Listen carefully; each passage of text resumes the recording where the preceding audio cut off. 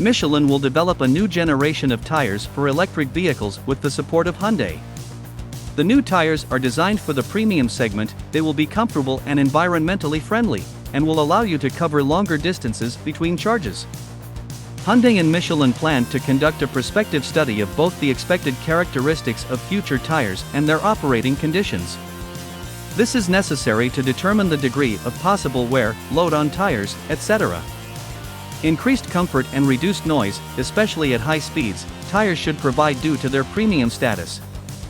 Finally, Michelin expects to make them more environmentally friendly, bringing the share of clean materials in the structure to 50% from the existing 20%.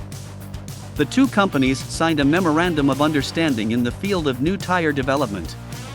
A previous similar document signed in 2017 led to the creation of special tires for the Ioniq 5 electric car.